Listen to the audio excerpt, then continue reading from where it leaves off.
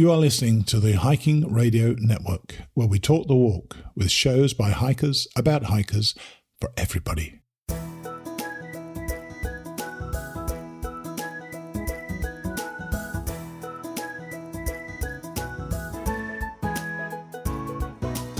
Mighty Blue on the Appalachian Trail, the ultimate midlife crisis. Join Steve and his guests every week as he staggers from Georgia to Maine.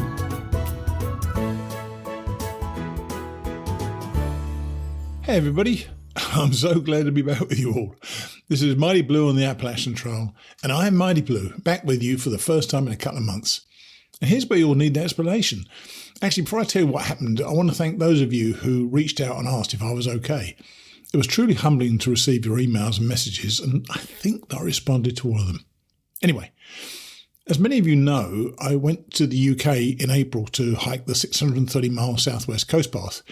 And my intention when I headed overseas was to podcast the entire trip for twice-a-week episodes along the way, much like I've been able to do when I thru-hiked the AT for the second time in 2019. But it simply didn't work out. There are a few reasons for this. First, I hated the sound I was producing. I'd bought a really expensive microphone set to do this, yet my preparations didn't actually include learning how to use the darn thing for the best sound. In the end, I left some of the parts at home and decided to work with it on Bluetooth.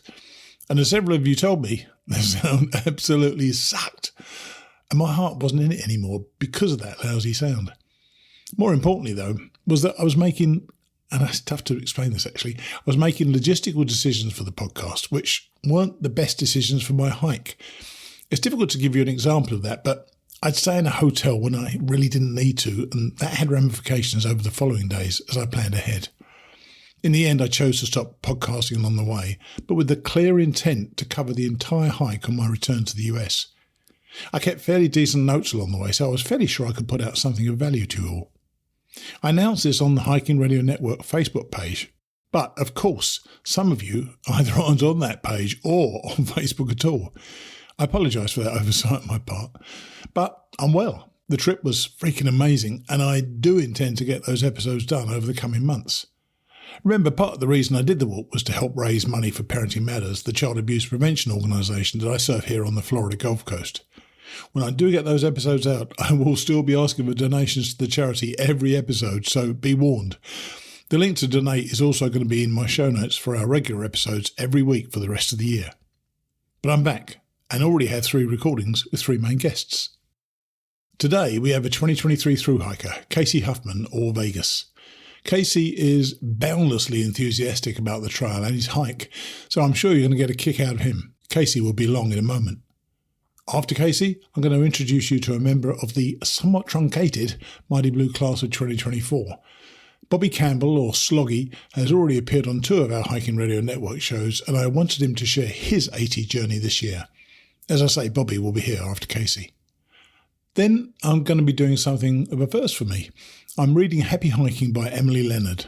Now, those of you who may have read a post on Facebook yesterday by Emily might be wondering if she meant it when she wrote, "It will be the first time he," meaning me, "has read a book with a woman's point of view and voice." Now, I know what she means by a woman's voice, but for the person who messaged me inquiring if I was really going to attempt a woman's voice, you'll be delighted to know that I won't be. Happy Hiking will be on after Bobby in my normal voice. And as if that wasn't enough for a first show back, I've got a quick story to tell you from the UK hike and an announcement about another upcoming hike in September. So with all of that to get to, it's time to meet Casey Huffman, or Vegas. Today, for our first show back after my hike in the UK, our guest is another successful Appalachian Trail thru-hiker. This is Casey Huffman, or Vegas. Hey, Casey, thanks for coming on the podcast. Absolutely, man. Thank you so much for having me. I'm honored. Well, it's nice to know that somebody thinks they're on a bid on it. That's pretty cool. That's awesome. Now, thank you. Now, you completed your thru-hike in 2023, which I'm guessing is going to be remembered for some of the really catastrophic weather, especially in the north. Did it feel that consequential as you were hiking, or did you just shrug it off as weather? And how up-to-date were you on what was going on? I guess with nothing else to compare it to, so many people tell you, oh, it's been a record year for rainfall, yada, yada, yada. And, having no other previous thru-hike to compare it to, you just kind of say, oh, yeah, it's definitely rainy. It's the East Coast.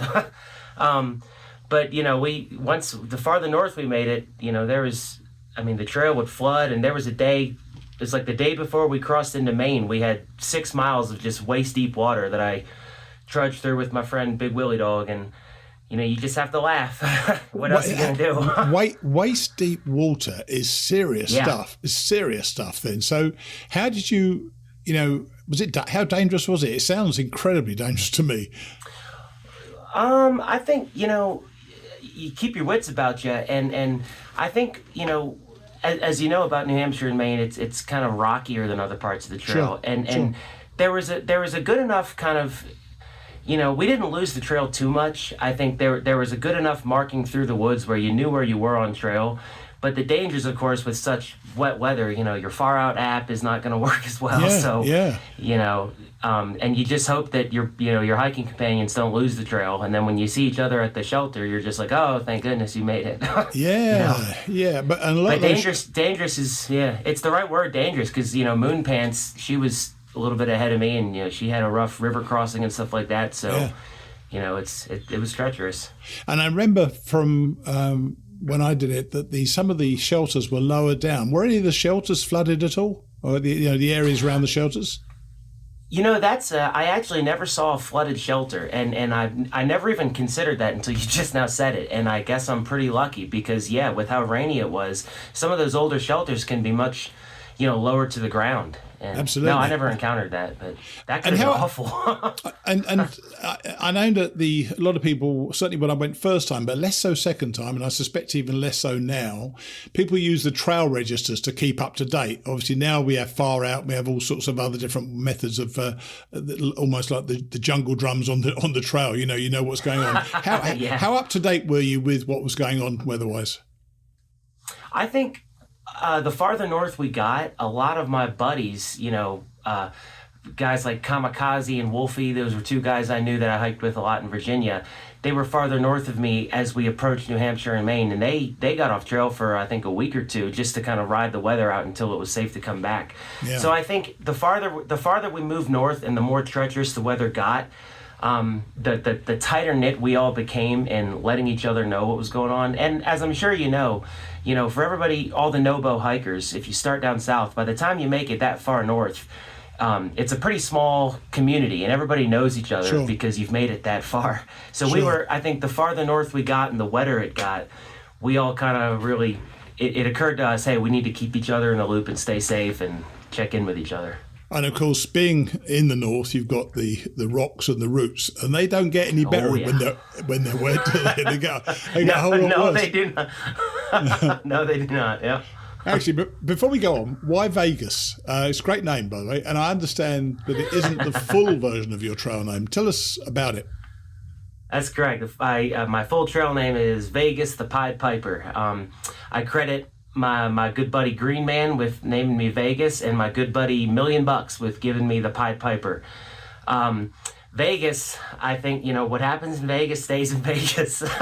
I was getting to know some buddies early on in the hike, and to keep it nice for you, all my best stories just came from my time I was running around in Las Vegas, just getting into all sorts of shenanigans, and I was I was hiking. I think there was Magic Mama was doing trail magic. We were maybe a day south of Around the Bend Hostel, so this is very early on in the hike, as you know. And so Magic Mama was doing trail magic. I don't remember what gap it was, but her husband was out there kind of doing a stretch, and I was with Spring Break and Green Man, two of my good buddies. And they, Magic Mama's husband was like, hey, are you guys thru hikers? And Greenman was like, yeah, I'm Green Man, that's Spring Break, and that's my boy Vegas back there. And that was the first time somebody called me that, and it kind of hit me like, oh, I think I just got my trail name. Yeah, it's a pretty great moment. Yeah. I named myself, so I didn't want to be called something terrible. So you actually you got a really good one. So good for you. So why the Pied Piper?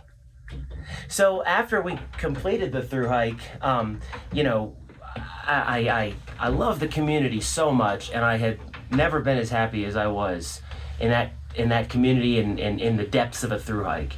And I very quickly, post thru hike, post trail, became known as the guy who would set up these week-long reunion hikes, and I would hit up all the old trailing members and be like, hey, get out of the muggle world. That's what I call it. The off-trail world, I call it the muggle world. Yeah. And I'd say, hey, come, I'm setting up this hike. Leave the muggle world behind and come back on trail with me, guys, and we'll have fun. And $1 Million made the joke. He's like, man, you're like the Pied Piper. You just kind of give your siren song and lead all of us out of the muggle world and back into the mountains. That's a compliment. That's a nice compliment. Yeah. I definitely took it as a compliment. I was thrilled. So Vegas, what were you doing out there last year? Was it always in the cards for you? Because you actually were in the muggle world at some stage, weren't you? I sure was. Like any muggle, I owned a condo, I worked a job, I had health insurance, I had all that good stuff. And I think, I was always a Peter Pan kind of child, playing in the woods and loving the outdoors and kind of rediscovering that the older I got in my late 20s and stuff like that. Doing a lot of hiking and it kind of was a perfect storm, I guess, between slowly rediscovering hiking and my love of nature and being outside. And then, of course, I didn't even realize the Lemon Drop had said something similar to this, too. She didn't realize, and neither did I, that, this trail goes from Georgia to Maine. And then if you think about the international version, it goes even farther. Yeah. So kind of right around the time I was doing a lot of hiking around where I was born and raised in Baltimore, you see like, holy cow, there's a whole world out there where you can hike the East Coast, and at the same time, just getting very disillusioned with the muggle world. The kind of wash, rinse, and repeat cycle of, owning a house and paying bills and all that stuff, and I think there came a time where about 1.5 years, 2 years out, I just kind of planned it and said, yeah, I think I'm going to do this. Right. It was a Hail Mary. And I know that you're not an old guy like me, and nor are you fresh out of college. You're 32, 33? Yep, I will be 33 in December this year, 2024. And that is actually the age at which most of us are deeply entrenched or enmeshed in the in the muggle world, aren't we? Yeah, it's funny. My dad actually, I'm sure he said this out of love. He's very supportive dad, but he said to me, man, you're in your early 30s. This is the time you should be buying a house and getting that promotion, not selling it and walking off into the woods.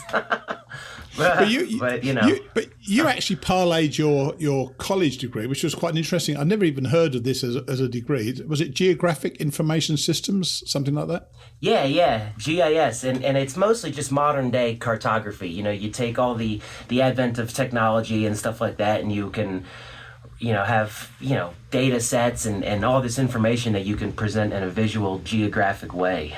So I worked I worked in utility forestry. I mostly kind of, and it was, being a hiker, I can describe this job and it sounds cool. I walk around the woods and make maps of the trees that would butt up against the power lines I was assigned to. But the muggle world has politics, Yeah, you know what? For some of us, we didn't have that option, and people know on this show, I love the fact that your generation says, "Sorry, I'm going to do something else. I don't like this anymore," and you just go out and do something else, which is great. So, you mentioned your father, and I know he was or was an engineer.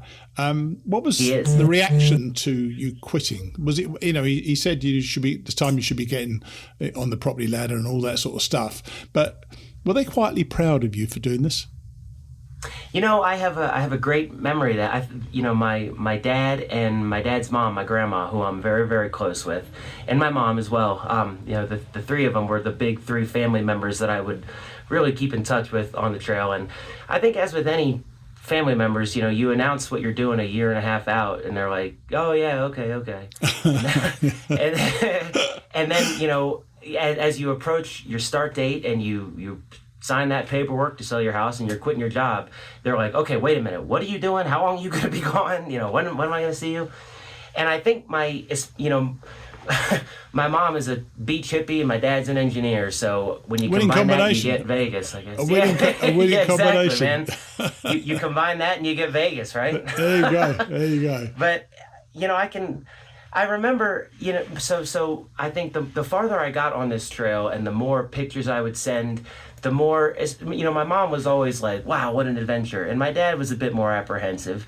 But the farther along I got, I think the more he kind of researched the trail itself and was like, oh, this is a real thing. And it's not many, the completion rate isn't that high. And I can remember the first, I didn't see him the whole hike. And then when I came back and stopped by near Baltimore and saw him in person for the first time after the hike, he just gave me a big hug and he told me he was proud of me. And that was awesome. It meant the world. That's worth it. It's worth it. It really was. It was awesome. My son, who sadly has since passed, he would never call me he would never call me Mighty Blue when I was out there. This is my 2014 thru-hike. He would just call me Blue. He said, because you haven't finished it yet. And the day I called him from the top of Katahdin at the end of my hike, he called me Mighty Blue for the first time. And that was quite an emotional moment for me as well. And that's awesome, man. Yeah, you earned the Mighty title. That's right, yeah. And how do you prepare for a 2,000-mile hike? Because it's, as you know now, I'm sure you knew before, it's entirely different to what you were doing before. You said you were in the woods, you liked the adventures and stuff. How did you change your gear about for this particular hike? I joke and really good friends of mine like this guy $1,000,000. That man is a super athlete, and he and my buddy Double D are both super gear nerds. They know the technical. Oh, hang on. Why is you got to tell me why Double D is Double D? Matter of interest.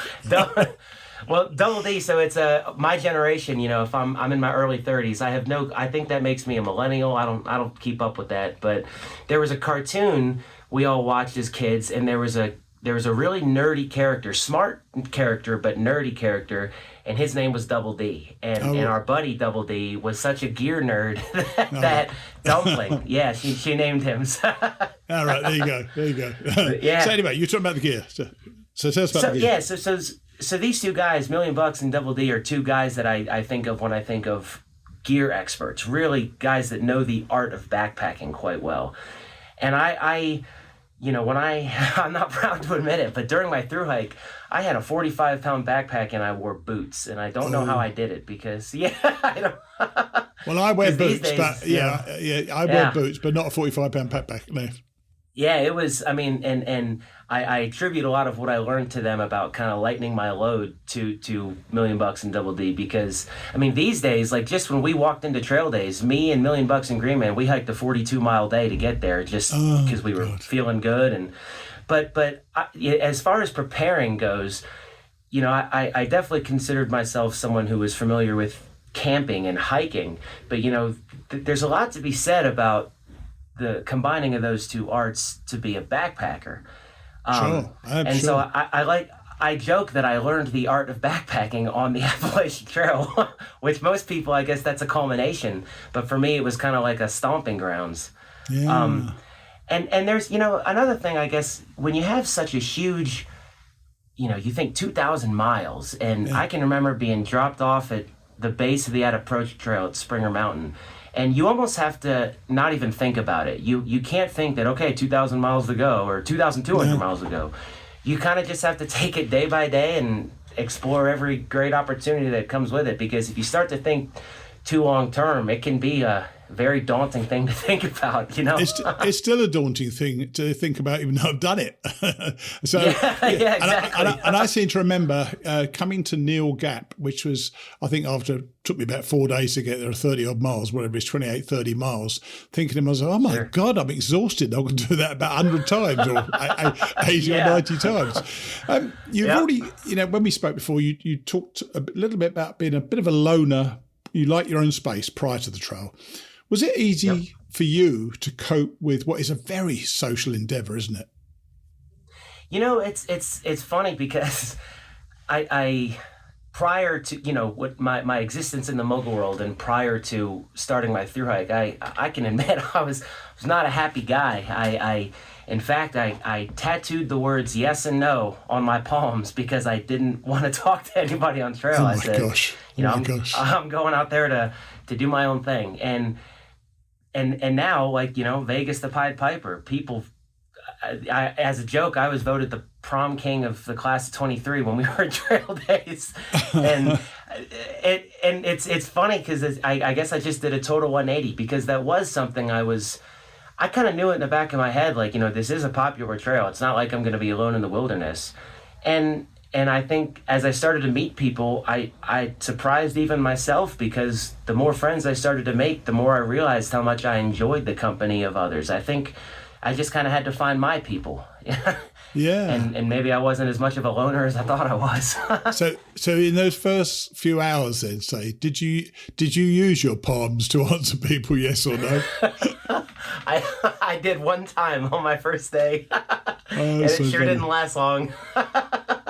But I know we spoke before, and I know that you quite quickly formed a tramley. So allowing yourself to do that must have been quite a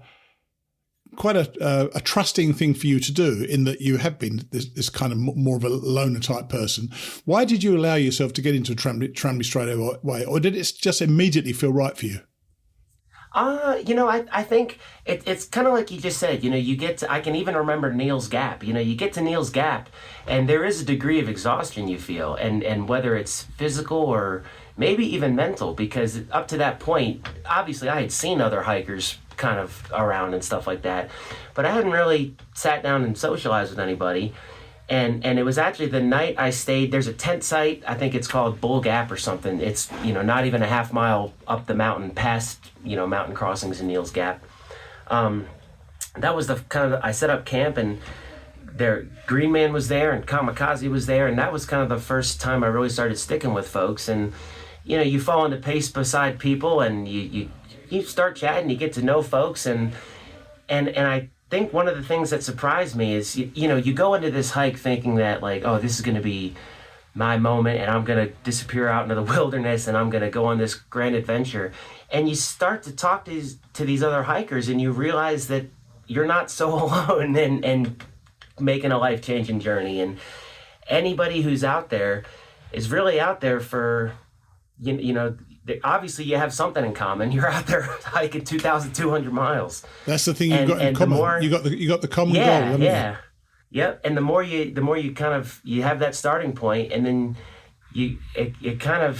I guess in hindsight, it's kind of a no-brainer that everybody's out there for somewhat of a similar reason, and finding kindred spirits like that was soul-soothing. And that's kind of, very quickly you realize, like, wow, as much as you might feel like you were a loner back in in the Muggle world, you just needed to find your own people. So I wouldn't say it was something that I consciously had to unclench in myself in order to let it happen. It just happened very, very naturally, which was surprising given my how, but yeah. And when we spoke, and you did speak to that, and we had a longish conversation about that before.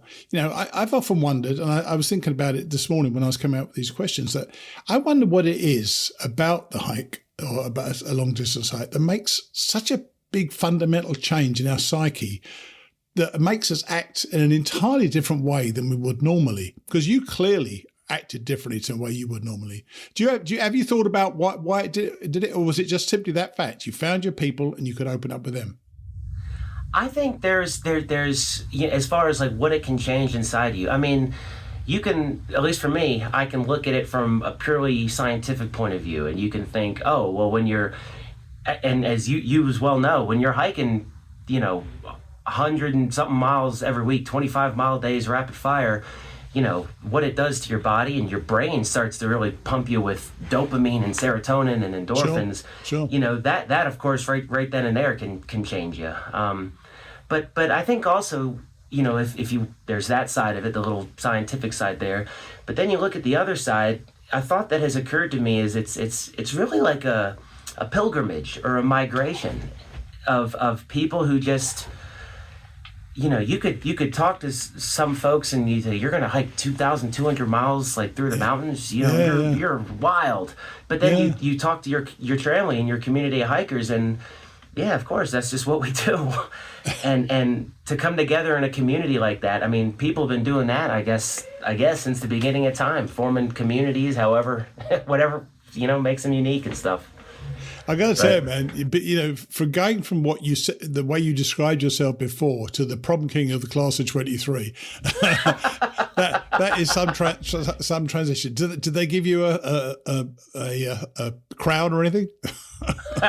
I wish. We would sit there, joke, and they would pretend to knight me. We were all sitting there. That diner in Damascus? That's where we would regularly frequent. And that was crazy times. That is so cool. And then, as often happens, your family kind of split after about 900 miles. First, how did that happen? And second, how did you cope with that? Were you okay with that as you become the Casey, the thru-hiker at that stage, and you were okay to be by yourself, or what? So the big trail I was with for a long time was myself and then Apple, Rafiki, and Spring Break, the four of us, and those three will forever be near and dear to my heart. I'm sure. And we kind of came together and we hiked. I think the Smokies is when we all fully linked up, and then it was right around Harpers Ferry that the beginning of the end, I guess. Rafiki he got Lyme's disease, which was it was awful, and he had to get off trail, and Apple had stayed back to kind of help take care of him because he was pretty sick, and then she ended up getting sick as well, and she had to get off somewhere in Pennsylvania. And Spring Break, he was a young kid. He graduated high school a semester early, and we celebrated his 18th birthday on trail. Wow, actually, how fantastic! And there was another girl, Pigpen, I hiked a couple hundred miles with in the northern half of the trail. And as a quick aside, I gotta say, I have nothing but respect for kids who do that. I mean, you graduate, you're 17 years old, you're out there, and totally. That's a different kind of strength, man. But as far as the family breaking up, Rafiki got sick, Apple fell behind, and it was very much an organic thing. I mean, all of us still love each other to death, but obviously it was interesting timing too, because I can remember my previous section hikes I had done in order to prepare for my thru hike. Being born and raised in Baltimore, sure. I had yo-yoed Maryland from the Mason-Dixon line to Harpers Ferry countless times. And I can remember that moment on my thru hike. I'd always imagine, oh man, what's it going to be like when I pass through here again on my actual thru hike? I'm sure. I'm sure. Yeah, and it seemed to me kind of a cruel twist of fate that right as I passed through my old stomping grounds is kind of when my tramway fell apart. So there definitely was a huge part one and part two to the hike, because right as you hit the halfway mark is around Maryland and Pennsylvania, and that was when my tramway fell apart. So that was a kind of a mental low point for me, because again, being prior to my thru hike, I was someone who was known as a loner and stuff like that. But then there was about a week, give or take a week, I was alone in Pennsylvania before I made it to Delaware Water Gap, where $1 Million flew in. He's a lasher. He does, a couple hundred miles every year. Sure. And I was surprised at how lonely I got during that week, which was, again, another surprise that, wow, look at me before, and nowadays I'm alone here. And it's wild. And I actually wanted to talk about $1 Million because you referred to him before. Tell us about him. You say he's a lasher, but he does quite amazing things. Oh, yeah, that dude is a super athlete. He's a marathon runner and stuff like that. And actually, so it was down in Georgia. I was with Spring Break and Green Man, and the three of us were hiking, and we made it to some shelter, and $1 Million was there. He actually didn't have a trail name at that point. He had been lashing for a couple of years, and we walk up, and he kind of cracked a joke about my huge backpack and the fact that I have boots on, and I was still able to keep up with these guys, Spring Break and Green Man. So he's complimenting me on that, and then he's like, oh, I like your tattoos. He's just throwing these compliments at me, and I'm like, man, you're making me feel like $1 million. And that was, and so he's like, hey, I might steal that. You named a few people then. You named a few people, didn't you? That's pretty cool. I named Green Man, I named $1 Million, I named Oz. It was good stuff. Yeah, but cool. so $1 Million, he finished out this lash kind of in sync with us, and we exchanged numbers. And this guy, he's I guess it's an engineering thing, but he exchanged numbers with Rafiki and I. And then he texts us, a couple weeks later, like, hey, I think I want to fly in to Virginia to do this lash, and according to my calculations, you guys will be at this mile marker at this day. And this is like a month off. And so Rafiki and I are like, okay, yeah, whatever. But sure enough, we are at that mile marker at that day. I don't know how he did that. Engineers can't help themselves. They're good at math. They're good at math, aren't they? They do. It's a whole different kind of breed of being, I guess. He flew into Virginia with us, and he hiked. It was about 100 miles, a little less than a week. We ended at Woods Hole, and there was right before we made it to Woods Hole in Virginia, there was a big storm coming in, and so Apple Spring Break and I shuttled forward to stay at Woods Hole, and then the next day we got dropped back off to close in the gaps of that mileage. Sure. And I remember I woke up and I thought this text was a dream, because apparently $1 million in Rafiki, they were like, oh, we don't feel like stopping. And they pulled a 40-mile day and got into Woods Hole at like 1 a.m. And I woke up and I'm reading this text and I'm like, I must still be sleeping. But no, I mean, that's the kind of thing $1 million will do. He's crazy. That's great. Crazy is a good thing in this particular circumstance, isn't it? It's a great thing. So you had your bad weather in the north and you had your waist-deep water. I can't actually imagine what that could have been like, because some of the river crossings must have been horrendous. And I know that there's been all sorts of there were all sorts of problems. But by the time you got to Katahdin, and actually, when did the rain stop? Did it stop? Were you okay in the 100-mile wilderness? So, but we made it to the 100-mile wilderness. I was with Big Willie Dog at that time, and we were with a tramley. It was Pigpen, Globetrotter, and Typical, and the 5 of us had been hiking together a lot through like the first half of the Whites and New York and Vermont and stuff. And it was a storm that caused us to separate. And I can remember in the 100-mile wilderness, day 1, we had nasty, nasty weather, just gray and rainy. And it kind of... The first half of the 100-mile wilderness was rough weather-wise, kind of just off and on raining. But I thank my lucky stars, because the second half of the 100-mile wilderness and the day I summited Katahdin, which was August 2nd, I had Disney movie weather. It was just absolute. I couldn't have asked for a better day. And Mount Washington as well, which, Mount Washington, those winds up there, they can be deadly. So the fact that, I definitely put up with my fair share of bad weather, but Mount Washington, Katahdin, and I'm very, very lucky that at least those 2 days I had great weather for that. So tell us about that, because you actually referred to it as your grand finale, and it really it does feel that way, doesn't it? So tell us about your day. Absolutely. Who were you with? Who did you go up with? So I summited Katahdin there was Big Willie Dog, myself, and the days leading up to it, towards right before the 100-mile wilderness and going through that, I was with Beaker and Sergeant Pepper and Lost in Town, who Lit is sometimes what we call them. And it's funny because those guys are all, I'll be 33 in December, and I think, I don't want to age them, but they are they're old enough to be my dad, kind of a thing. And so...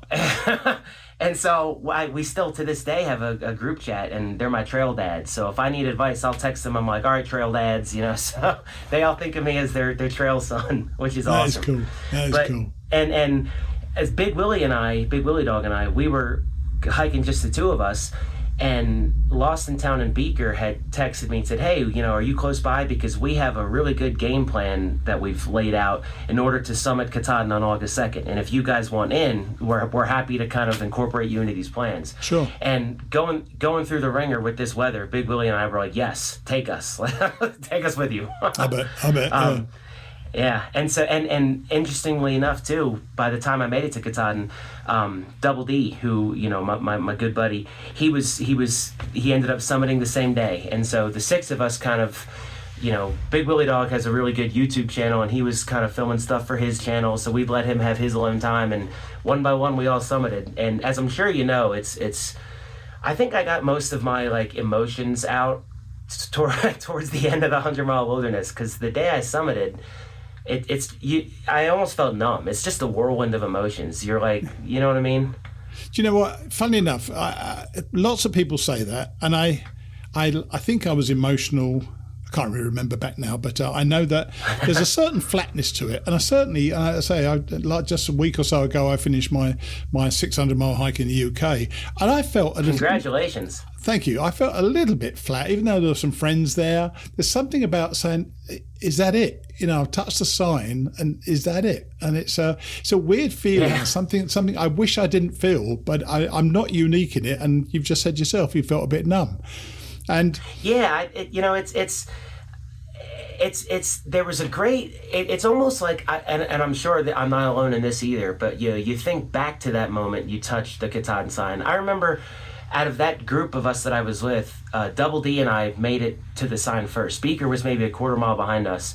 And a couple vivid memories I have, you crest that hill and then you can kind of see the sign in the distance. Yes. And Double D turned around and I think that's more exciting. Just seeing the sign from a distance than the moment you touch it. So you actually see, you're then walking up to a sign that you've been dreaming of for years. And I think now I'm only saying that from as soon as you said that, as soon as you're able to see that sign, it is amazing. That's an amazing feeling, and that was the most amazing feeling I had, I think, when I was on Katahdin. It's like the end is literally in sight at that point, like quite literally. Yeah. And I remember Double D kind of turned around and he gave me a look. It was just kind of like a wide-eyed, and I there that was definitely a moment. And you touch the sign and you just kind of like. But a great memory I have is that you have Beaker, Sergeant Pepper, Lost in Town, and Big Willie Dog. These are all guys that, again, they're great friends of mine, great guys, and they're old enough to definitely be like my parents. And one by one, they're all coming up, and they all have tears in their eyes, and I kind of did too. I'm not gonna lie. And you just hug. There's no words. You just hug each other, and the five of us did a really cool thing where we posed together near the sign, and then we took a 2 or 3 second little video of all of us bowing arm in arm. Nice, real nice. Yeah, real nice. It was great, and great memories up there. And then, but it's funny that the next day, because it's like you said, there's almost a degree of like, is that it? Like, August 2nd, I summited Katahdin. August 3rd, I was on a plane in my hiker clothes heading back to the Muggle World, and I can remember that night, August 3rd, I guess, the day after I summited, laying in this hotel bed. I had to go pick up where I left my SUV, and Big Willie Dog had released a YouTube video kind of chronicling his summit day and all the everything that came with that. And it was one day removed, so summited August 2nd, and now it's the night of August 3rd, and I watched that video. And I kind of let loose there. I had to call my mom because I was like, getting really emotional. Yeah, of course. Listen, nobody should ever think that this is not a big deal. I've had people say it's only walking. It is not only walking. It is a massive accomplishment to get there, and you did it. And we talked before about post-trail depression. This is the other day when you and I spoke. Yep. And I thought you had a really interesting take on it, particularly from your perspective, your particular perspective of what happened when you were younger and you were brought up. So tell us about, what do you think about post-trail depression? So I think one of the biggest things that obviously, you hike the trail and you can, so I could kind of speak from experience when I say this, I guess. But, I guess trauma is a strong word, but what you do to your body when you're hiking that much and that fast, it's hard on your body. Sure. And certainly the science of, you hear runners talk about runner's high, and I'm not an athlete whatsoever, but I can tell you, hiker high is a thing. And I'm sure you get into that groove, you feel great. Yeah, absolutely. And so when you're doing that day in and day out, and you have your 0 days here and there, but your brain is really pumping you full of endorphins and neurotransmitters, and one of the things the pattern that I would see, not necessarily from people I knew, but just the legends of the trail and how it works, I guess, is you finish the hike and you go back, whether you go back to the Muggle World or whatever you do, if your physical activity kind of stagnates, there's the whole, you might get out of shape and stuff like that. But the one thing that really stuck with me is that like your brain is going to start pulling back on those brain chemicals it's pumping you. And that really, I was very overly medicated as a child, and so I know what it's like to kind of have to come off stuff like that, and to have your brain chemistry have to reset itself. And that, so it really kind of occurred to me that post-trail depression, when you stagnate your physical activity and your brain stops pumping you full of dopamine, serotonin, endorphins, all this stuff, it really is like a physical depression. And to that end, I think to this day, I'm I'm coming up on almost a year since summiting Katahdin, and I'm still outrunning my post-trail depression. I still, based on, my work responsibilities when I'm working my seasonal jobs as a janitor and stuff like that, and my hiking, I'm still walking 20-something miles a day most days, just because I don't want it to catch up to me. I think you've escaped it, actually. You should be okay now, a year later. I appreciate that. Now, going forward in the future, you're clearly, and you haven't gone back to Muggle World. You're in Yosemite? Are you working in Yosemite? Yellowstone, Yosemite? Montana right now. Yeah, I am. Yellowstone. So I'm working as a live-in, housekeeper janitor in Silvergate, Montana, with Double D actually. Beautiful place, Cool. great people around. Sure. And you're obviously not. You've got no intention of ever going back to the Muggle World, as you call it. No, sir. Any other long trails in your future? Or are you actually working now to get ready for another hike? Oh yeah, absolutely. The plan is, I'm very fortunate because I have a crew that I plan on doing this with. So this year, 2024, actually in a few weeks, I'll be going to Scotland to hike the West Highland Way through the Scottish Highlands. Did that last year? 2 years ago. Did that 2 years ago. Oh, did you really? That's awesome, man. Yeah. I can't tell you how excited I am for that. That's great. And I got Green Man. Green Man's coming with me for that. And right from Scotland, actually, I go to Alaska to Katmai National Park with Million Bucks and Rafiki and two of Rafiki's friends, which we're going to do. We'll be around the grizzly bears for the salmon run. But next year, 2025, is going to be when we tackle the Pacific Crest Trail, the PCT. Wow. And I got a really good crew for that. And then the loose plan is 2026. I'll take another year to work, and my tentative plans are Kilimanjaro and Japan for 2026. Oh my and then, God! Yeah, I'm psyched, man. And then 2027 will be the CDT, the Continental Divide Trail, and then I'll be a triple crowner.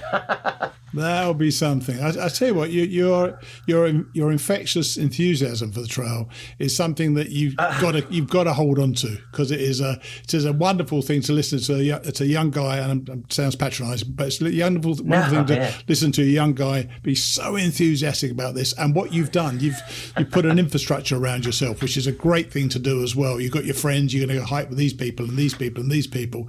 I think it's a wonderful life plan to have, and sod the Muggle World, at least for the next 5-10 years, and then see what happens then. Yeah, I appreciate that, man. Thank you very much. And it's I have the trail to thank for it. I can't that trail, just that one trail saved my life and opened my eyes up to a whole nother world, and I can't thank it and the community enough. I totally get that. And, I appreciate you coming on and sharing your story. And I just wish you well in the future, and you get the hikes you deserve and you want to do. And come on and tell us about them again. If you really enjoy it, come and tell us about how they've all gone. I'd love to hear about your hiking in Japan. So definitely do that, okay? Absolutely, man. I would love to come back and talk to you guys about it again. Absolutely. Thank you so much. Buddy. All right, you take it easy, okay? We'll speak soon. Yep. Awesome. Cheers. Thanks again for having me, man. Nice talking to you. Bye. Cheers.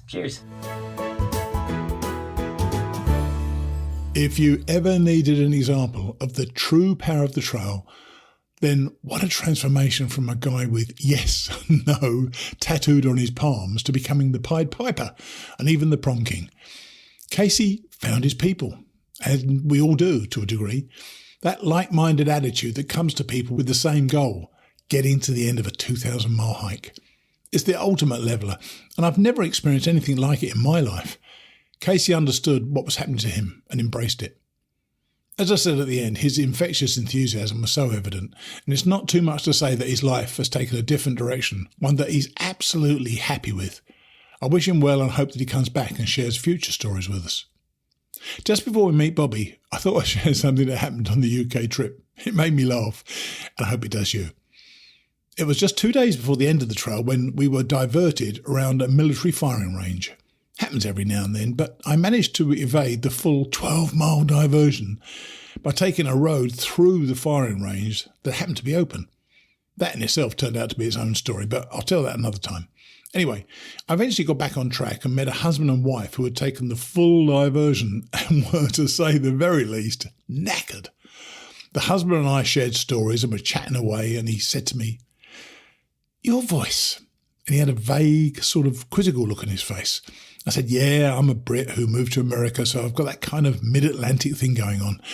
I only said that because two barmaids at separate pubs in Cornwall had identified me as an American. No, he said, clearly thinking more about it. Then he said, kind of slowly, he said, have you ever heard of a podcast, Mighty Blue on the Appalachian Trail? And for the first time in my life, I had the golden opportunity to say, I am Mighty Blue. Instead, I missed the opportunity. I said, yeah, I'm Mighty Blue. He couldn't believe it, and we all had a good laugh. I tell you, I've been recognised on trail several times now, and it really never, ever gets old. Now let's meet Bobby Campbell from this year's small Mighty Blue class of 24. Here's Bobby. Steve. Hey, how are you, Bobby? Hey, I'm doing well. How are you? Well, I'm doing great, and you're actually the first of our kind of truncated class of 2024 because I've been away, which means I've missed the first half of most people's hikes. And in fact, in your case, I believe that's almost exactly correct. You are almost halfway, aren't you? Yes. Yeah. I entered Harpers Ferry yesterday and signed in at the AT Visitor Center, which was super cool, and checked out downtown Harpers Ferry, and then I'm just I'm on my way out this morning. Okay, well, you got the nice easy walk along the towpath, so enjoy that until it starts getting tougher again. Yeah, I'm actually up near Weaverton Cliffs right now. Oh, beautiful. Absolutely beautiful. Well, let's, because this is the first call, I think we need to step back a little second. You've actually been on one of our podcasts before, on one of our Hiking Radio Network podcasts before, haven't you? Yeah, I was on with Bruce on his one of his Platinum Blazing podcasts, and then I was on with you when I returned from Kilimanjaro. That's right. In January, and we talked a little bit about that. Yeah. So this is the big one, obviously. I presume it's the big one. It probably feels like it's a big one. I suppose to quickly step back, why the AT and why now? Well, I'll answer the second question first. Why now? I retired in February. Right. And it just seemed, it was really a dream. It wasn't, people have asked me, was it a bucket list? I'm like, well, it's not really a bucket list item because I never thought I'd get to do it, honestly. But as fortune would have it, my wife was, as you know, you need a partner that's supportive, and retired in February, and the timing just seemed right to, head out in April and give it a go. So the timing was perfect. And then why? It's like I said, it's just always kind of been a dream since I met my first thru-hiker. Oh, how interesting. How long ago was that? 2011. It was the first time I got a chance to do the 100-mile wilderness, and I met a young guy named Grasshopper, just a young kid, and it just intrigued me, and I probably questioned him to death. But he was gracious and answered all my questions. And then just since 2011, it's just kind of been like I said, a dream of mine to do it. That's awesome. And it's funny when you can, when you actually are out there, I often wonder from people, is the dream or was the dream like the reality? And for you, you've got half of the trail to talk about. So we're not going to have every moment you're on the trail. But when you first stepped on it in Springer and you go through that archway and you go up to the top of the mountain, how were you feeling that day? Did it feel real to you? No, it was surreal, actually, to go through that arch and then, touch Springer. And then, I was certainly kind of like not butterflies in the stomach, but like giddy, if that makes sense, just kind of that youthful excitement and just the surrealness and just walking and living my dream. It's funny, actually. My girlfriend and I were talking last night because I've just come back from a 2-month hike myself, and she said, "How are you feeling? How's your mental health?" I mean, it's an expression that rarely people have ever asked me in the past, but she knows that after a hike, you don't feel great sometimes because you have all those very few options. Your options are to walk or not to walk. There are virtually no other options for you out there. How are you enjoying that simplicity of the trail? Very much so. People all say, "Oh, I did 17 miles," and they're like, "Wow!" But I'm like, you got to remember, my life is simple. I just get up, like you said, and just hike 2 miles an hour all day, and you're bound to get some miles in. Yeah. But I do enjoy it, and again, I have to give a lot of credit for that enjoyment back to my wife and my two adult daughters for being just that supportive at home, because if you don't have that support, it can't be as simple as it is, Yeah. I always feel really sorry for those people who wanted to do this and have tried to do it, and they're just getting earache from home, aren't they? And it must be terrible for them to have that feeling, that, the feeling of guilt probably. But somebody said to me, don't look at it as selfish, look at it as self-care. So perhaps conveniently, I've decided to look at it as self-care to go out hike. And it's something I want to continue to do as time goes on. Now, when did you actually start then, Bobby? 9th of April. Oh, wow. You did. You left it. So you've only been out there 2 months and you're halfway already. Man, you must be flying. Yeah, well, I was careful at first. Because my plan was to do 10 miles a day the first week and then 12 miles a day the second week. And I was right on, almost exactly on the money, because I'd read a book a long time ago that said that really for your body, the first 2 weeks were the most important. So I really, really stuck to my plan. And I think for me, at 55 years old, that, which I'm not old, but I'm not 25 anymore. I think that plan really, really helped me. And then I didn't take my first zero until Daleville, Virginia. So I hiked 51 days in a row to start. So good. Look, why'd you do that, if you don't mind me asking? I was afraid, to be honest, because after those 2 weeks, I felt really good. And then I'm like, geez, I didn't want to take a day off and then wake up that next day and be stiff. And I don't know. I was a little worried. And then I talked to a young guy and he said, oh, I took a couple zeros. He goes, I felt like I was on jet fuel when I got back to the trail. So I'm like, oh, let me try that. And as you probably remember, Daleville's right after, the Triple Crown and all that. I was pretty tired. I was pretty tired, and I did a mail drop there too, which I wasn't going to do any of those, but those have been working out really, really well. So I figured that was a good place to take my first zero. So you said you're pretty tired, and of course you were. Taking 51 straight days is a lot, and somewhat ironically, I had 1 days on my recent hike of which took me, I think it was 57 days. I did the last 50 days without a break, and I think the breaks are quite important. How did you feel once you took that break? Did you feel re-energized? Yes, yeah. I mean, as you probably know, it takes a minute to, just let your body relax and not get it geared up, and you get into such a routine that it throws you off a little bit. I got to be honest, but no, I felt really good, and then I just took my second zero on Father's Day. I have a good friend I've known for over 50 years, and he lives right near Snickers Gap on Route 7 in Virginia. Right. And so his son came and picked me up, and I spent, I did not a Nero, but I did 11 miles on Saturday and then spent the night, and then I took a true zero on Father's Day, which was really nice. You slacker. Yeah, I know. I know. So is the reality meeting the dream, or in what way does it differ from the dream, let's say? I think it's meeting it. I mean, I'd say almost 100%. Of course, there are differences, but I think the differences are so small. I mean, I guess for a difference, the biggest difference I noticed. So I do the 100-mile wilderness every summer, either alone or with someone else. And, you pack your food for the week and then you hit A-Ball Bridge and you're done. The biggest difference from the reality for me are the hiking is the easy part. It's like the chores, resupply, laundry, check in at home, logistics for a shuttle, where to stay, it's all those other things that I was like, wow, I'm really surprised at all those other things. I just call them chores, all these chores that you have to do, right? Because I'm not used to that from hiking beyond a week. So that's been the biggest difference, I guess. But everything else is spot on.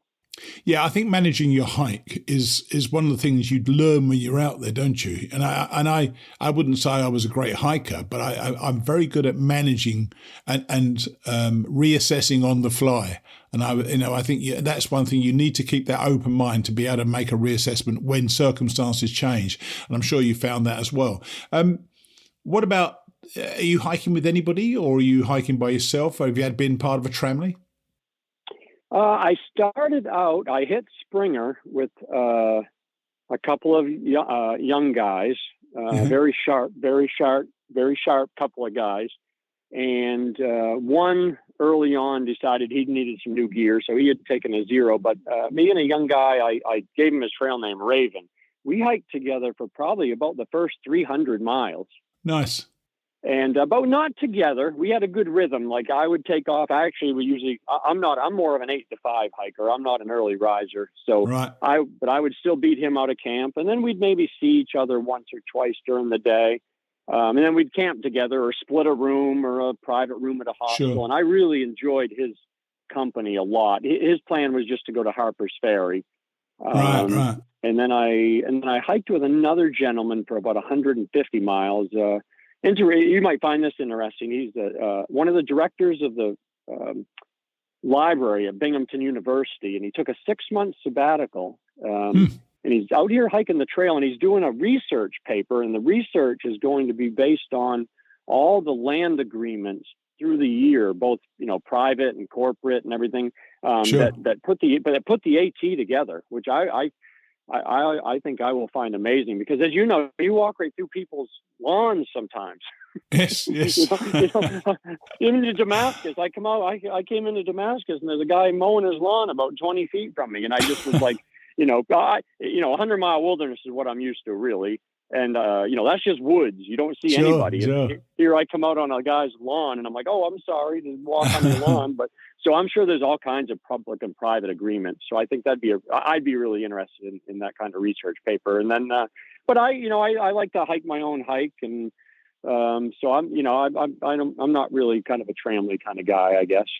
And what about lowlights and what about highlights? You must have had, I'm sure Mcafee Knob is always a highlight for a lot of people, but are there any things that spring to mind immediately for you? Yeah, Grayson Highlands was really, really cool. It's quite a day anyway, because you hit the 500-mile mark, which That's I think right. is one of those big mental hurdles. Sure.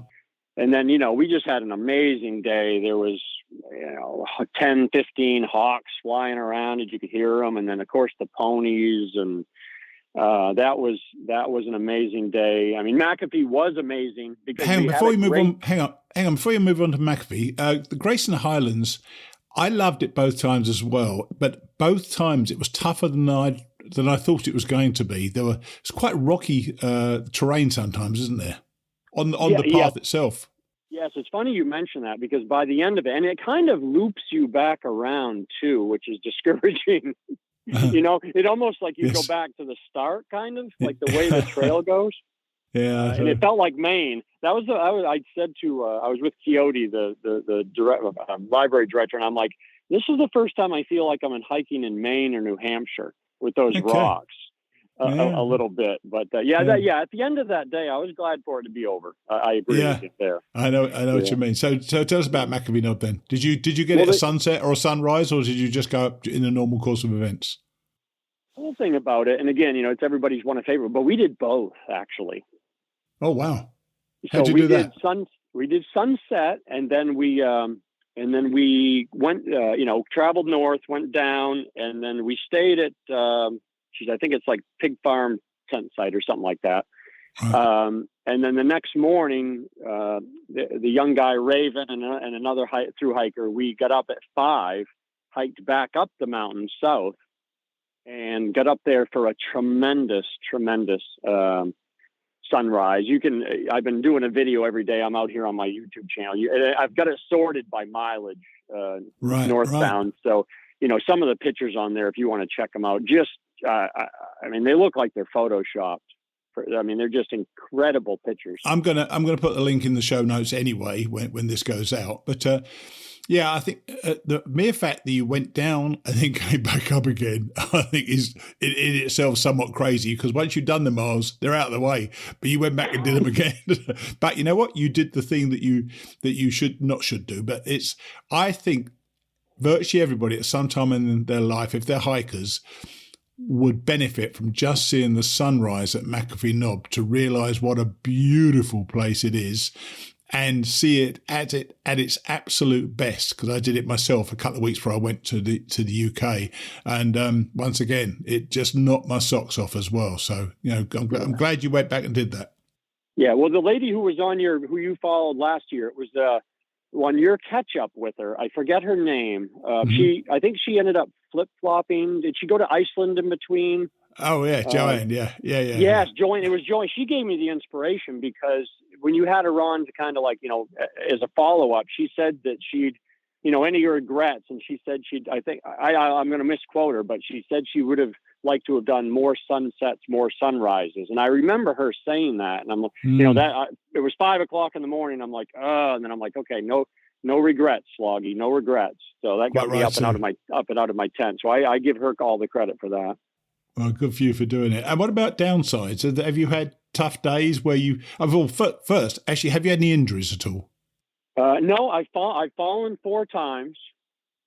Oh, that's hardly anything compared to me.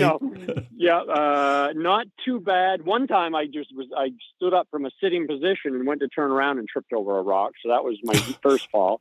I've got it on video. I was actually filming on video my 4th fall. I was coming across Route 7 and the soft shoulder got me. So if anybody wants to laugh on that day, you can see me in real time falling. But no injuries. I had a little right heel pain, but I put a heel cup. I think it was, the zero drop is good for some people, some for not, but it gave me a little trouble at first, the zero drop shoe, but I put a heel cup in my right foot, and knock on wood, I haven't had pain for 2 or 3 weeks. So, good there. You asked about low lights. Yeah. I mean, the day I started, it was pouring rain. Welcome to the Appalachian Trail. Yeah, I mean, just pouring. And my father-in-law and his wife had driven up from Florida to see me off graciously, and at the arch. And he said, well, why don't you start tomorrow? Take another. And I'm like, no. And it rained for probably 70 out of the next 72 hours. Oh my gosh. You know what though? It's funny. I think if you're going to hike 6 months on a trail anywhere in the world, you're going to get the whole variety of weather, aren't you? So the fact that it happened to rain on the first day is because it rained on the first day. And you're going to get this, you're going to get rain, you're going to get snow, you're going to get heat. I mean, you've got terrible heat now up there, haven't you? Yes. Yeah. It's going to be, I think 8 out of the next 9 days is going to be 90 plus. Wow. It's tough. That's tough. It is. Yeah, it is. Yeah. And water is getting scarcer as we get further north. Yesterday, I use Far Out probably like everybody else. And there were 2 water sources yesterday on there. One was mud and one was bone dry. So, oh gosh, that's not good at all. Really, no. And then the other low, I only had one other low time. I mean, the rain is what it is. Like you said, you're going to get it. But I'd gone, I was in somewhere in North Carolina. I'd gone a couple days without real good cell service, and I hadn't been able to connect at home. And I ran into a young lady on the hiking on the trail, and I won't get into the whole story for sake of time, but it's real sad story, kind of bring you back to reality story. And boy, I was already at you're getting a low emotional state, and then I ran into her, and it was I was feeling pretty low till I was able to connect with some family members on FaceTime and actually see some faces and kind of get that mood meter back up, if you will. But that was a rough 2 days there. And you have to work your way through it, don't you? I mean, it's something you have to do because it happens quite regularly. Not regularly, but it certainly happened to me several times on trail where I felt really down, and you just have to push on through it, don't you? Because this is what you want to do. It's your dream. So you carry on with your dream, don't you? Yeah. An interesting thing to kind of fight against that, if you will, probably too strong a word, but I've never, ever listened to music or anything ever while hiking. And a couple of days I threw in one, ear pod and just listened to some music, more or less to distract me a little bit, honestly. And then, and it kind of passes time too, because, there's a lot of hours out here by yourself. But I found that that's been kind of medicinal, if you will, just to kind of listen to some music, as I hike and kind of, because you have a lot of time to think. You do. We could have a long conversation about that. I think we might have a long conversation about that in the future. But I think I don't have headphones in when I hike, and I did sometimes, and that was a time when I got more down when I had headphones in. So it worked differently for me. Well, look, that was a good introduction. We spoke for nearly 20 minutes, and we now know we now met you. Going forward, we're going to try to update your hike every couple of weeks. Okay, so I'll catch up with you again in a couple of weeks' time, 2 or 3 weeks' time, and best of luck with when you hit Pennsylvania, because you're going to need it. That's what I hear. Yeah, between the rocks and the lack of water, I will need it. Yeah, it's called between a rock and a hard place, in fact. Okay, man. Take it easy, okay? Cheers. Bye. See you. Bye-bye. What a nice fella, eh? And the thing about speaking with people now, as opposed to when they started, they're now all much more likely to get to the end, injuries notwithstanding, of course. Bobby seems like he's got it all going on and well within his element, so we'll hear again from him in a couple of weeks. Now, this is where I need some help from you guys. Currently, we only have 2 members, so if you're following somebody out there, or they're a family member, please put me in touch with them and I'll get that number up to, say, 5 members in the coming weeks. Just email me at steve@hikingradionetwork.com and I'll track them down. Cheers. Before we hear the preface and first chapter of Happy Hiking by Emily Leonard, I wanted to share a bit of news about another upcoming hike for me. One of my friends, Baseman, who I met and hiked with for a few days on my first AT hike and who I met up again with on my second hike, had invited me to join him on the Wonderland Trail in late September. He got his permits in the lottery system and thought of me. I must confess, I was hesitant at first because I'm still aching a bit from my recent hike. Yet, I've learned over the years that saying yes, particularly at this later stage in life, is the only response to have when somebody invites you to do something truly spectacular. So I said yes, and I'll be telling you all about that hike, I guess, in October. Thought you might like to know. Now, in my own voice, which I'm sure you'll be pleased about, here is Happy Hiking by Emily Leonard. You may have to get used to a bloke reading a woman's words, but once you get past that, I'm sure you'll enjoy the story. I'll see you next week. Happy Hiking, Falling in Love on the Appalachian Trail by Emily M. Leonard. Read by Steve Adams. Prologue. Sleep came fast, the best yet, but soon after drifting away, I awoke in a panic. Without stirring, I screamed, "Oh my gosh, Bruce! There's an animal on my leg! I can feel its fur on the back of my ankle! I don't dare move! What do I do?" I was in a deep, peaceful sleep, then abruptly awakened by something furry rubbing back and forth against my exposed skin. Alarmed and frightened as thoughts filled my sleepy, terrified brain, I tried discerning the danger.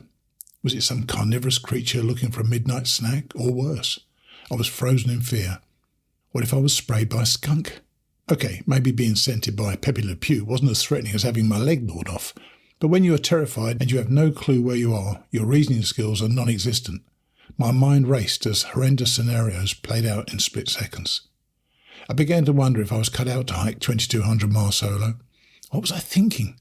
I grew up in the woods, hunting and fishing, but had never been there alone. Had I embarked on an adventure that was doomed to fail? It's truly amazing how the brain works. I went from fear of death to fearing I would have to admit defeat. I'm still not sure which was more terrifying. Chapter 1. Road Trip. Goodbye parties were thrown, hugs and kisses shared, and the car packed. A year and a half of planning had gone by faster than expected. It was time to leave my current safe and comfortable life.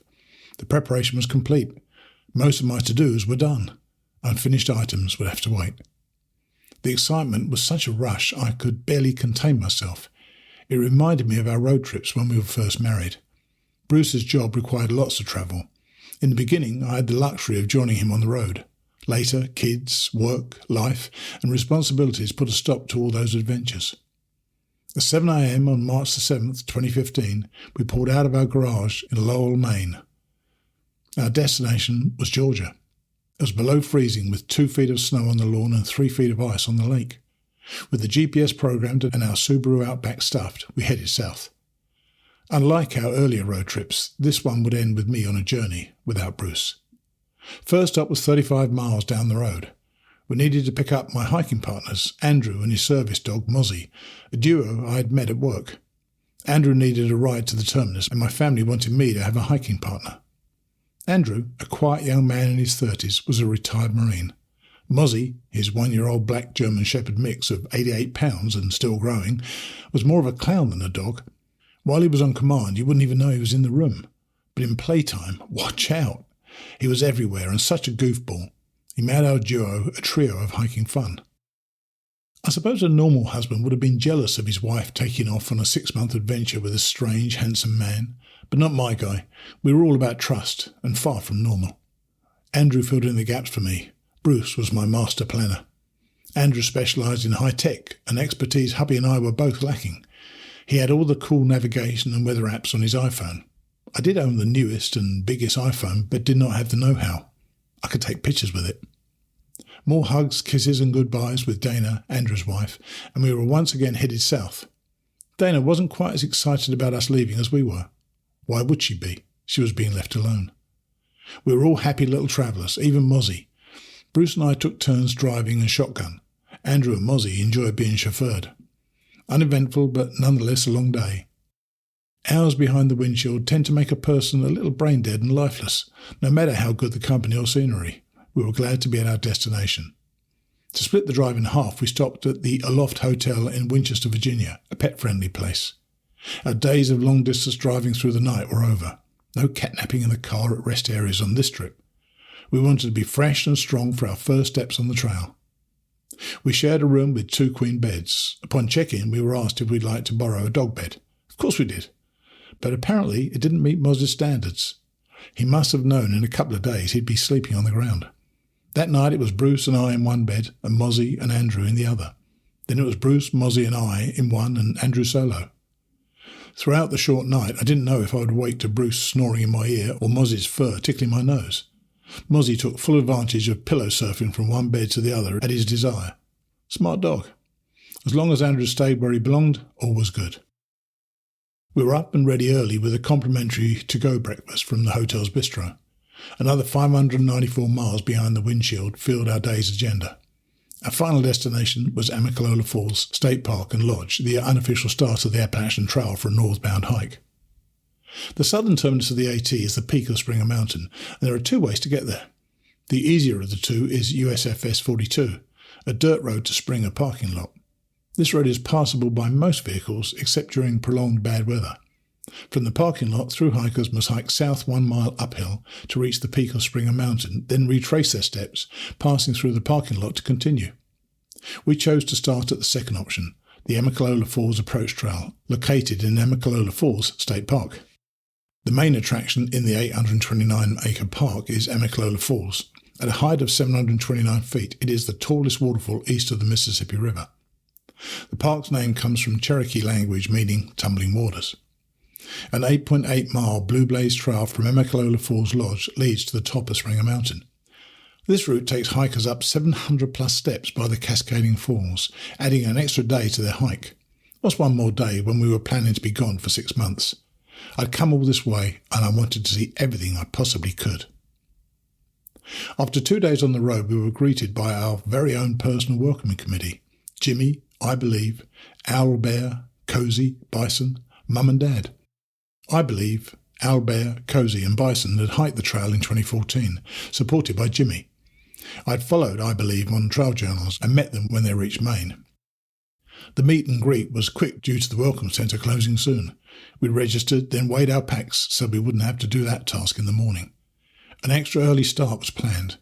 We had 10 minutes to do our tasks before the welcome centre's doors were locked. Andrew and I claimed hiker numbers 304 and 303. Several thousand hikers attempted the thru-hike of the 2189.2 miles, but on average, only 1 in 4 hikers complete the mammoth journey. And of that 25% who complete the trail, about 25% of those hikers are female. If you ask the hate stalker on my blog, the stats were stacked against me. Accommodations at the lodge were simple, with a stunning westerly view of a mountain range that seemed to go on forever.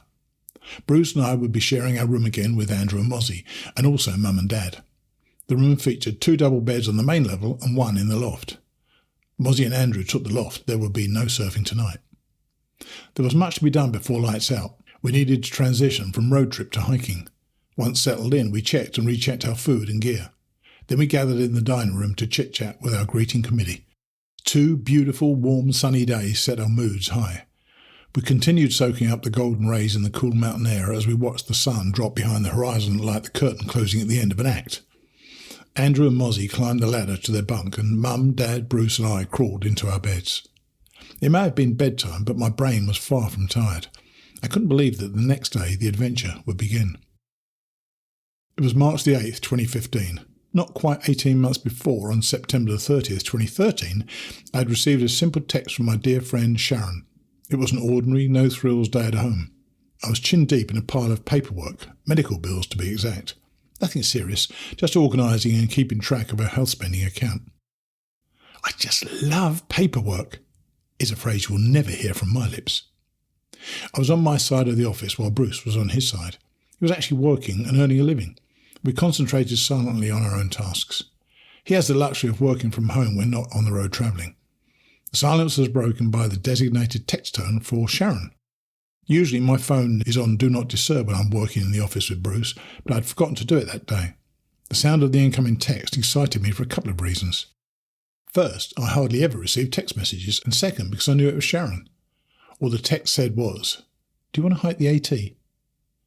A year prior to this, I would have found this question to be out of character for her, but lately adventure had become a thing.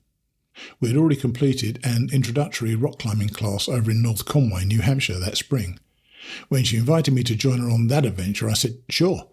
I never fessed up about my fear of heights until we were strapped in and climbing the face of a ledge. So much for an introductory class. I would hate to see the class titled Intermediate. I didn't want my fear to keep me from experiencing something new. After I read her text, without saying a word, I handed my phone over to Bruce to read. He didn't even look up from his work and replied, "I think you should do it." In 1 minute, I went from not even a conscious thought of the Appalachian Trail to a thru-hiker in the making. Over the next several days, Sharon and I texted back and forth as we discussed our excitement about our future adventure, our fears and our doubts if we could even accomplish such a journey. After all, neither one of us had any backpacking experience. A few days later, Bruce and I watched a National Geographic documentary about the Appalachian Trail. It was a short film showing the beauty of the trail in all her glory and how it came to be. Benton Mackay was the visionary behind the Appalachian Trail. I won't bore you with the historical facts of how the trail began. That information can be found at the Appalachian Trail Conservancy, also known as the ATC. Of course, all the footage was the AT at her best. Who wouldn't want to escape the clutches of reality for the peace and serenity of the wilderness by entering into the charming embrace of the oldest mountain range in the world? I was hooked. Unfortunately, after several months of planning and growing excitement, it appeared I would be hiking alone.